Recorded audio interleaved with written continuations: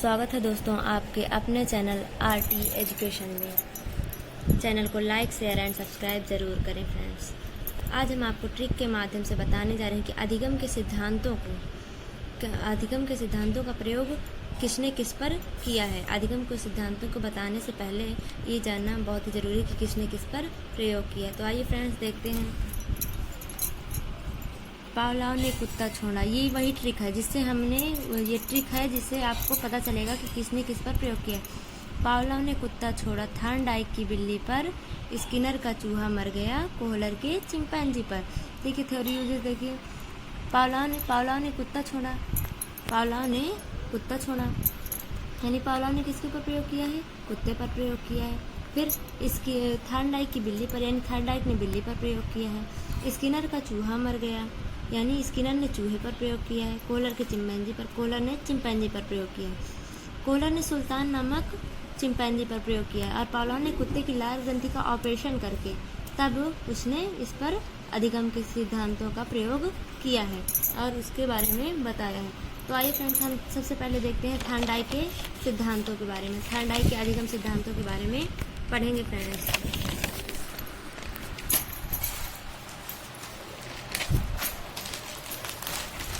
देखिए friends, law of learning of Thorndike. Law of learning यानी अधिगम के नियम, थॉर्नडाइक के अधिगम के नियमों के बारे में पढ़ेंगे। देखिए फ्रेंड्स, थॉर्नडाइक ने सन 1898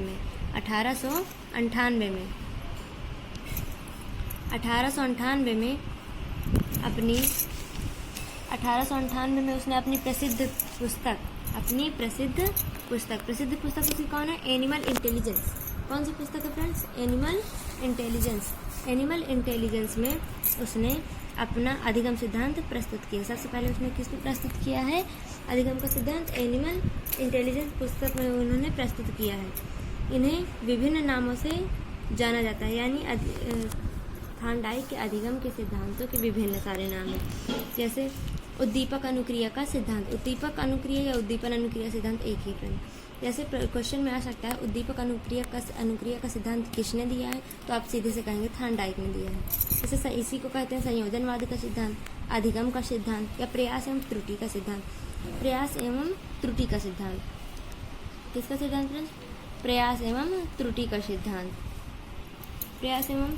सिद्धांत। जैसे आ गया फ्रेंड्स कि अधिगम के नियम या उद्दीपक अनुक्रिया सिद्धांत का नियम को और किस नाम से जानते हैं और इसका प्रतिपादन किसने किया, तो फ्रेंड्स आप बताएंगे इसका प्रतिपादन थॉर्नडाइक ने किया और उद्दीपक अनुक्रिया सिद्धांत का उपनाम प्रयास एवं त्रुटि का सिद्धांत है, या प्रयास एवं त्रुटि के सिद्धांत का उपनाम है उद्दीपक अनुक्रिया का सिद्धांत। अब देखिए फ्रेंड्स, देखते हैं कि थॉर्नडाइक ने अधिगम के कितने नियमों का प्रतिपादन किया है। थॉर्नडाइक ने अधिगम के 2 नियम दिए। कितने नियम दिए फ्रेंड्स? 2 नियम। पहला नियम है मुख्य नियम और दूसरा नियम है गौड़ नियम। मुख्य नियम और गौड़ नियम। अब देखिए फ्रेंड्स, अगर एग्जाम में आता है कि थॉर्नडाइक ने मुख्य रूप से कितने नियम दिए, तो मुख्य रूप से 2 नियम दिए, मुख्य नियम और गौड़ नियम। अब देखिए मुख्य नियम के 3 टाइप हैं। मुख्य नियम के कितने टाइप हैं फ्रेंड्स? 3 टाइप हैं। तत्परता का नियम पहला टाइप है, फर्स्ट नंबर तत्परता का नियम।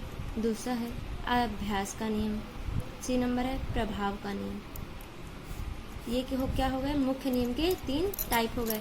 हम इसके बारे में आगे फ्रेंड्स आपको विस्तार में बताएंगे। अब देखिए फ्रेंड्स, सेकंड नंबर है गौड़ नियम। गौड़ नियम में है अभिवृत्ति या मनोवृत्ति का सिद्धांत। क्या है फ्रेंड्स? अभिवृत्ति या मनोवृत्ति का सिद्धांत। नंबर सेकंड है बहुअनुक्रिया का नियम। तीसरा नंबर है आंशिक क्रिया का नियम। डी नंबर सादृश्यीकरण का नियम या आत्मीकरण का नियम। अब देखिए फ्रेंड्स, इसमें से क्वेश्चन बनता है कि सादृश्यीकरण के नियम का उपनाम क्या है और यह थॉर्नडाइक के किस नियम का पार्ट है। तो आप क्या बताएंगे फ्रेंड्स? ये थॉर्नडाइक के गौड़ नियम का पार्ट है और इसका उपनाम है आत्मीकरण का नियम। इसका 5वां नंबर है फ्रेंड्स। इसने गौड़ नियम के 5 टाइप दिए हैं। इसमें 5वां नंबर है साहचर्य परिवर्तन का नियम। किसका है? साहचर्य परिवर्तन का नियम। तो आइए फ्रेंड्स, आप जानेंगे मुख्य नियम के टाइप्स के बारे में। नंबर फर्स्ट है तत्परता का नियम। तत्परता का नियम प्राणी की मानसिक तैयारी, कार्य के प्रति रुचि आदि से संबंधित है। तत्परता का नियम किससे संबंधित है? उसकी रुचि, उसका रुचि क्या है, इंटरेस्ट उसका किस में है। अतः कार्य में प्राणी की रुचि अधिक होती है, वो उसे जल्दी सीख लेता है। जैसे आपकी रुचि किसी काम में या किसी चीज़ में बहुत ही ज़्यादा है तो वो उसको आप जल्दी सीख लेंगे, और जिसमें आपको रुचि नहीं है उसको आप जल्दी नहीं सीख सकते हैं, क्योंकि आप में उसका कंसंट्रेट, आपका माइंड नहीं रहता, तो आप उसको सीख नहीं रहते। और जिसमें आपका इंटरेस्ट होता है उसमें आपका माइंड कंसंट्रेट होता है और उसी पर फोकस करते हैं, इसलिए उसे जल्दी सीख जाते हैं। अब देखिए फ्रेंड्स, इस नियम की कितनी दशाएं हैं? 3 दशाएं हैं। इस नियम की कितनी दशाएं हैं? 3 दशाएं हैं। जैसे फर्स्ट नंबर है, यदि छात्र सीखने के लिए तत्पर है तो उसे सीखने में संतोष का अनुभव, यदि वो सीखने के लिए तैयार है। फ्रेंड्स, जिसको हम सिखा रहे हैं, यदि वो सीखने के लिए तैयार है, क्या है? सीखने के लिए फ्रेंड्स तैयार है। यदि हम उसे सिखाना चाहते हैं, वो सीखने के लिए तैयार है और उसको यह है कि मैं इसको सीख लूँगा, नकारात्मक सोच नहीं है, तो वो क्या करेगा? इसको जल्दी सीख लेगा। अब आइए फ्रेंड्स देखते हैं सेकंड नंबर के बारे में। सेकंड नंबर है फ्रेंड्स, सेकंड नंबर,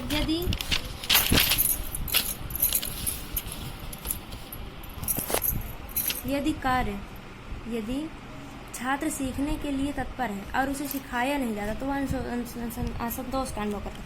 जैसे हम किसी को सिखा रहे हैं, किसी को सिखा रहे हैं, नहीं सिखा रहे हैं, तो वो छात्र सीखने के लिए तैयार है अथवा नहीं है। अगर नहीं है तो उसे कोई असंतोष का अनुभव नहीं होगा, और यदि वो सीखने के लिए तत्पर है फिर भी हम उसको नहीं सिखा रहे तो वह असंतोष का अनुभव करता है और उसके अंदर नकारात्मक भावनाएं उत्पन्न होती हैं। ये इसका इफेक्ट होता है।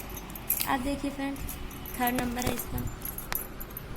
थर्ड नंबर है, यदि हम सीखने के लिए तत्पर नहीं हैं, यदि हम सीखने के लिए तैयार नहीं हैं, हमारे अंदर पहले से नकारात्मक सोच है कि हमें इसे नहीं सीखना है, उसे ज़बरदस्ती सिखाया जाता है। उसको यदि हम ज़बरदस्ती सिखाते तो वो झुंझलाहट व्यक्त करता है, झुंझलाहट चिड़चिड़ापन व्यक्त करता है, चिड़चिड़ाता है कि मुझे इसे नहीं याद करना है। अब वो उसे सीख भी नहीं सकता। अगर वो सीखना भी चाहे कि हम सिखाना भी चाहें उसको ज़बरदस्ती, तो वो नहीं सीखेगा और चिड़चिड़ापन का अनुभव करता है।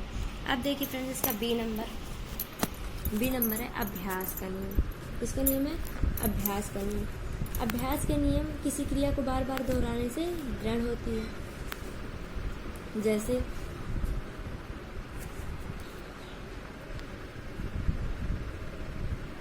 जैसे फ्रेंड्स, हम किसी कार्य को कर रहे हैं, बार बार कर रहे हैं। जैसे मैथ्स है, हम उसमें किसी सवाल को बार बार सॉल्व कर रहे हैं, तो अगर हम उसे किसी भी दशा में हमसे कोई पूछ लिए तो हम उसको आंख बंद करके बता सकते हैं। क्यों ऐसे बता सकते हैं? क्योंकि हमने उस चीज़ का अभ्यास किया है। देखिए, रहीम दास जी ने लिखा है, करत करत अभ्यास से जड़मत होत सुजान, रसरी आवत जात ते सिल पर पड़त निशान। अर्थात इसका मतलब क्या है? करत करत अभ्यास से, यानी अभ्यास को करते रहने से जड़मति भी, यानी मूर्ख भी, जड़मति मतलब एकदम से जो बहुत ही मंद सीखता है या सीखता ही नहीं है बिल्कुल से, उसकी भी बुद्धि कोमल हो जाती है और वो सीखने लगता है। रसरी आवत, ये उसी प्रकार जिस प्रकार सिल पर रस्सी खींचने से निशान पड़ जाता है। अर्थात आप देखिए फ्रेंड्स, अभ्यास करते रहने से मूर्ख भी विद्वान हो जाते हैं। अभ्यास निरंतर करते रहने से मूर्ख भी क्या हो जाते हैं? विद्वान हो जाते हैं। ठीक वैसे ही जैसे कुएं की जगत पर बार बार रस्सी के आने जाने से निशान पड़ जाते हैं। देखो, पत्थर रहता है, रस्सी कोमल रहती है, फिर भी बार बार उसके आने जाने से निशान पड़ जाता है। इसीलिए कहते हैं अभ्यास करते रहने से कभी कोई चीज़ें कभी भूल नहीं सकती और मूर्ख भी क्या हो जाते हैं? विद्वान हो जाते हैं। अभ्यास के नियम के 2 रूप हैं, एक उपयोग का नियम और दूसरा अनुपयोग का नियम। देखिए फ्रेंड, फर्स्ट नंबर है अभ्यास कुशल बनाता है। अभ्यास क्या करता है? कुशल बनाता है।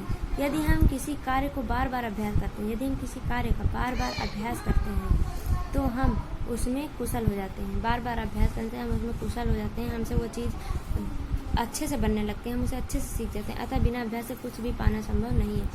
बिना अभ्यास के हमें कुछ भी नहीं मिल सकता। बिना अभ्यास के हम चाहें कि हम याद कर लें, पढ़ लें, तो हमें नहीं पढ़ सकते। तो किसी काम को करना चाहें तो नहीं कर सकते। देखिए, काल्सनिक के अनुसार अभ्यास के नियम की डेफिनेशन। यदि फ्रेंड्स देखिए, आपको एग्ज़ाम में अच्छे मार्क्स अचीव करना है, अपनी कॉपी में आपको अच्छा लिखना है तो आपको मार्क्स अचीव करने के लिए किसी न किसी चीज़, हर चीज़ की डेफिनेशन आपको उस किसी न किसी के अनुसार लिखनी होगी, तभी आप अच्छे मार्क्स अचीव कर सकते हैं। देखिए काल्पनिक में लिखा है, अभ्यास का नियम किसी कार्य की पुनरावृत्ति, पुनर्विचार या अभ्यास के औचित्य को सिद्ध करता है। किसको सिद्ध करता है?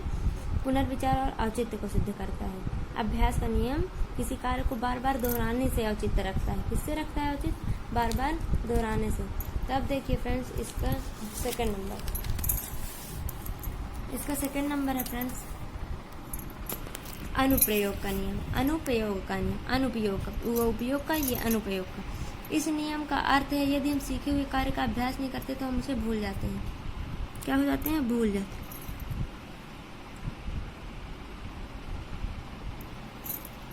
इसलिए फ्रेंड हमें किसी कार्य का बार बार अभ्यास करते रहना चाहिए। और हाँ फ्रेंड्स, जहाँ पे आपको वीडियो समझ में ना आई हो या जिस चीज़ की आपको वीडियो चाहिए वो आप कमेंट बॉक्स में जाके बता सकते हैं, हम उस चीज़ की वीडियो अपलोड कर सकते हैं, कर देंगे। चलिए फ्रेंड्स देखते हैं डगलस तथा हॉलैंड के अनुसार। हमने पीछे बताया कि किसी न किसी के अनुसार लिखना पड़ता है। देखिए अनुप्रयोग का नियम, जो कार्य बहुत समय तक सीखा या दोहराया नहीं जाता, जैसे कोई हमने कार्य सीख लिया, ना हम उसे कभी करते हैं ना दोहराते हैं, तो हमें क्या होता है? भूल जाता है। इसको क्या कहते हैं फ्रेंड्स? अनाभ्यास का नियम भी कहते हैं। क्या कहते हैं? अनाभ्यास का नियम। अब देखिए फ्रेंड तीसरे नंबर, ये मुख्य नियम के पास है फ्रेंड्स, रिमेम्बर प्रभाव या संतोष का नियम, लॉ ऑफ इफेक्ट। इस नियम के अनुसार हम उस कार्य को सीखना चाहते हैं जिसका परिणाम हमारे लिए हितकर है। जो हमारे हित में, हम उसी कार्य को सीखना पसंद करते हैं या सीखना चाहते हैं। या हमें सुख या संतोष का अनुभव तभी होता है जब हम इसका, जो हमारे हित में कार्य है, जब हम उस कार्य को कर लेते हैं। यदि हमें किसी कार्य को करने या सीखने का कष्ट का अनुभव होता है तो हम ना उस कार्य को करते हैं ना ही सीखते हैं। जैसे किसी कार्य को हम करते हैं, अगर हमें उसमें कष्ट मिलता है या कष्ट का अनुभव होता है तो हम उसे ना ही सीखते हैं और ना ही उसको सीखने का प्रयत्न करते हैं। देखिए जैसे क्रो एंड क्रो के अनुसार प्रभाव या संतोष के नियम, इसमें क्वेश्चन बन सकता है फ्रेंड्स, क्रो और क्रो बासबर्न या क्रो एंड क्रो के अनुसार सीखने के नियम की डेफिनेशन बताइए, या प्रभाव या संतोष के नियम में क्या कथन है क्रो एंड क्रो का। ये एग्जाम में प्रश्न ऐसे पूछा जा सकता है, तो क्या है? देखिए जब सीखने का अर्थ किसी इच्छा या उद्देश्य को संतुष्ट करना होता है, किसी इच्छा को या उद्देश्य को क्या करना होता है? संतुष्ट करना होता है, तब सीखने में संतोष का महत्वपूर्ण स्थान होता है। कब महत्वपूर्ण स्थान होता है? जब हमें अपनी इच्छाओं को संतुष्ट करना हो, तब उसका संतोष का महत्वपूर्ण स्थान होता है। प्रभाव के नियम को संतोष या असंतोष का नियम भी कहा जाता है। क्या कहा जाता है प्रभाव के नियम को? संतोष या असंतोष। क्योंकि अगर हम उस कार्य को सीखते हैं तो हम संतोष का अनुभव करते हैं, नहीं सीखते तो असंतोष का, इसलिए इसको संतोष और असंतोष का नियम भी कहते हैं। अब देखिए फ्रेंड्स इसके गौण नियम के बारे में। किसके बारे में? गौण नियम के बारे में। क्योंकि इसमें दो टाइप के नियम देते हैं ना, मुख्य नियम और गौण नियम। तो अब मुख्य नियम तो हो गए, अब गौण नियम के बारे में देख लेते हैं। देखिए गौण नियम, इस नियम को सहायक नियम भी कहते हैं। क्या कहते हैं? ये हो सकता है कि थॉर्नडाइक के सहायक नियम को क्या कहते हैं? क्वेश्चन तो क्या होगा? थॉर्नडाइक के सहायक नियम को गौण नियम कहते हैं और इसके 5 नियम हैं। ये 5 टाइप में विभाजित किया गया है, इसके 5 नियम दिए हैं। तो देखिए फ्रेंड्स, यदि सिखाई जाने वाली सामग्री और सीखने वाले की अभिवृत्ति सकारात्मक, यानी अगर उसकी सोच सकारात्मक हुई, क्या हुई फ्रेंड्स? सोच सकारात्मक हुई कि हम इस चीज़ को सीख लेंगे। क्या करेंगे फ्रेंड्स? सीख लेंगे। और मनोवृत्ति अनुकूल, और उसका पाठ्यक्रम उसके अनुकूल हुआ। क्या हुआ? पाठ्यक्रम उसके अनुकूल हुआ तो वह जल्दी सीख जाता है। इसीलिए अधिगम में पाठ्यक्रम का विशेष स्थान है, क्योंकि सीखने वाले की मनोवृत्ति के उसके अनुकूल होनी चाहिए, उसका पाठ्यक्रम सीखने वाले के अनुकूल होना चाहिए। अब देखिए फ्रेंड्स दूसरा नंबर, बहुअनुक्रिया या प्रतिक्रिया का नियम। इस नियम का अभिप्राय यह है कि जब कोई नया कार्य सीखते हैं, जब हम क्या करते हैं? कोई नया कार्य सीखते हैं, तब हम उसके प्रति अनेक व विभिन्न प्रकार की प्रतिक्रिया करते हैं। तब हम फ्रेंड्स क्या करते हैं? विभिन्न प्रकार की अनुक्रियाएं करते हैं। विभिन्न प्रकार की अनुक्रियाएं करते हैं और हम उसे कुछ सीख भी लेते हैं।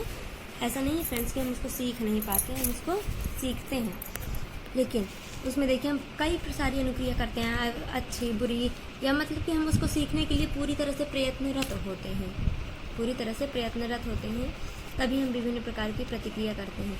तथा विभिन्न विधियों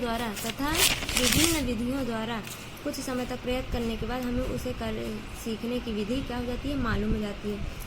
क्या हो जाती है, हमें उसकी विधियाँ मालूम हो जाती हैं कि हमें इसे कार्य को कैसे करना है, वो हमें मालूम हो जाता है।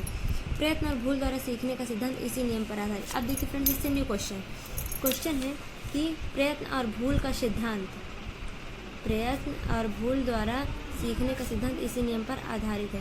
तो किस सिद्धांत पर आधारित है? सीखने का सिद्धांत किस नियम पर आधारित है? तो हम क्या करेंगे, प्रयत्न और भूल के नियम पर आधारित है। या फिर बहु अनुक्रिया प्रतिक्रिया का नियम किस से नियम पर आधारित है? तो हम कहेंगे प्रयत्न और भूल के नियम पर आधारित है फ्रेंड्स। अब देखिए फ्रेंड, आंशिक क्रिया का नियम। इस नियम के अनुसार किसी कार्य को छोटे छोटे अंशों में विभाजित कर लिया जाता है, इस प्रकार कार्य करने में सुविधा होती है। यानी हम किसी चीज़ को जैसे हमें याद ही करना है तो वो ऑलरेडी पाठ्यक्रम हमारा विभाजित होता है, छोटे छोटे पाठों के रूप में विभाजित होता है, तो हम उसको जल्दी याद कर लेते हैं कि हमें पाठ 1 याद करना है, कल पाठ 2 याद करना है, कि आप इकट्ठा याद कर लेंगे पूरा 1 पार्ट से 20 पार्ट्स तक, टोटल नहीं याद कर पाते ना इतना टोटल एक बार में। इसीलिए पाठ्यक्रम को आपके अनुकूल बनाने के लिए उसको पाठों में विभाजित किया जाता है कि आपको सुविधा हो। इस नियम पर अंश से पूर्ण की ओर शिक्षण का सिद्धांत आधारित किया जाता है। अंश से पूर्ण की ओर यानी छोटे से बड़े की, पहले हम छोटा पार्ट याद करते हैं, फिर उससे बड़ा याद करते हैं, फिर उससे बड़ा, फिर उससे छोटे छोटे टुकड़ों को याद करके हम पूर्ण की ओर, हमें पूरा विस्तार से याद हो जाता है। इसलिए इस नियम को अंश से पूर्ण की ओर का नियम कहा जाता है। और देखिए इससे भी क्वेश्चन बनता है कि आंशिक क्रिया का नियम किस नियम पर आधारित है? अंश से पूर्ण की ओर नियम पर आधारित है। अब देखिए फ्रेंड्स, सादृश्यीकरण या आत्मीकरण का नियम। यदि कोई नया कार्य सामने आता है या किया जाता है, यदि कोई नया कार्य किया जाता है या सामने आता है, तो उसे पूर्व में उसी प्रकार की समस्या के समाधान में किए गए प्रयत्नों का स्मरण करता है और उससे तुलना करता है तथा उसके बाद वह अनुक्रिया करता है। देखिए फ्रेंड्स, मैथ्स में हम कोई प्रॉब्लम सॉल्व करते हैं, कोई भी प्रॉब्लम सॉल्व करते हैं या इक्वेशन सॉल्व करते हैं जो हमने पहले सॉल्व कर चुका है। जैसे हमने कोई सॉल्यूशन को सॉल्व किया है, उसके बाद हमें पुनः उसी प्रकार की समस्या आती है, उसी प्रकार की प्रॉब्लम हमें सॉल्व करनी है, तो हम पहले वाली प्रॉब्लम को अपने मन में सोचते हैं। क्या करते हैं फ्रेंड? उसको सोचते हैं और उसके बारे में विचार करते हैं कि हमने उस सॉल्यूशन को किस तरह सॉल्व किया था। उसके बाद ही हम उससे तुलना करते हैं दोनों की, कि वो किस तरह सॉल्व हुआ था और इसको किस तरह सॉल्व करना है। ये हो गई तुलना करना। उसके बाद अनुक्रिया, उसके बाद वो सवाल लगाना प्रारंभ करता है, यानी उसकी क्रिया करना शुरू करता है, इसलिए वो अनुक्रिया। यही कारण है कि जब शिक्षक बालकों को नई बात सिखाता है तो उसको पहले सीखी हुई बातों से संबंध स्थापित करता है। इसीलिए जैसे कि मैंने आपको पीछे में क्या बताया, किसने किस पर इस सिद्धांत को प्रतिपादित किया, किसके ऊपर उसने प्रयोग किया, ये मैंने पहले बताया क्योंकि वो इससे संबंधित था। किससे संबंधित था? इन नियमों से संबंधित था, इन नियमों से संबंधित था। इसलिए हमने पहले संबंध स्थापित किया कि आपको हम अधिगम के सिद्धांत के बारे में बताते हैं, तो हमने डायरेक्ट आपको अधिगम का सिद्धांत नहीं बताया, पहले उसकी डेफिनेशन, उसकी विशेषताएं, उसकी प्रकृति के बारे में बताया, उसके बाद ही अधिगम के नियमों के बारे में बताया। इसलिए हम इसे सादृश्यीकरण या आत्मीकरण का नियम, जो आत्मा में अनुभूति करके जो लिखा जाए, जो पढ़ा जाए या जो समझा जाए या जो प्रतिक्रिया की जाए, वही सादृश्यीकरण का नियम है। देखिए फ्रेंड, हमने आपको इसको बहुत ही विस्तार में नहीं बताया, हमने सिर्फ आपको उतना मेन टॉपिक बताया जितना कि आपको एग्ज़ाम में लिखने से आपको अच्छे मार्क्स अचीव हो सके। इतना ज़्यादा बड़ा लिखने से हमें मार्क्स नहीं अचीव होते हैं, मेन टॉपिक लिखने से हमें मार्क्स अचीव होते हैं। और मेन हेडिंग से याद करो और उसके अंदर का टॉपिक समझो और उसको अपने शब्दों में एक्सप्लेन करो, तभी हमें अच्छे मार्क्स अचीव होते हैं। अब नेक्स्ट फ्रेंड, साहचर्य परिवर्तन का नियम। किसका नियम? साहचर्य परिवर्तन का नियम। ये उसका लास्ट और 5वां नियम है, संबंधित परिवर्तन का नियम। इसे साहचर्य नियम को क्या कहते हैं? संबंधित परिवर्तन का नियम। इस नियम का अभिप्राय है कि पहले कभी की गई क्रिया को उसी के समान दूसरी स्थिति में उसी प्रकार करना, इस क्रिया का स्वरूप वही रहता है, परंतु परिस्थितियाँ बदल जाती हैं। जैसे हम कोई कार्य करते हैं तो देखिए, हाँ, जैसे फ़ोन कॉल ले लीजिए, फ़ोन कॉल हम करते हैं, प्रतिक्रिया वही रहती है लेकिन सिचुएशन दूसरी रहती है। हमने मम्मी को फ़ोन किया, पापा को फ़ोन किया, फ्रेंड्स को फ़ोन किया, तो फ़ोन लगाने की वो तो वही रहेगी, फ़ोन लगाने की अनुक्रिया वही रहेगी, यानी आपके द्वारा किया गया कार्य वही रहेगा, लेकिन परिस्थितियाँ बदली रहेंगी। आपने मम्मी को फ़ोन किया तो सिचुएशन दूसरी थी, पापा को फ़ोन किया तो सिचुएशन दूसरी थी, यानी वही क्रिया वही रहेगी, लेकिन परिस्थितियाँ, एक ही क्रिया को दूसरी विभिन्न परिस्थितियों में करने की क्रिया ही साहचर्य परिवर्तन का नियम है। देखिए फ्रेंड्स, अब हम आपको देखिए फ्रेंड्स, आपको जिस तरह का भी वीडियो चाहिए वो आप हमें कमेंट बॉक्स पे लिख के बता सकते हैं कि हमें इस तरह की वीडियो चाहिए, हमें ये चीज़ की वीडियो चाहिए, हम उसे अपलोड कर देंगे फ्रेंड। एंड चैनल को लाइक और सब्सक्राइब फ्रेंड ज़रूर करिए अगर आपको वीडियो अच्छा लगा हो। Thank you for watching, best of luck.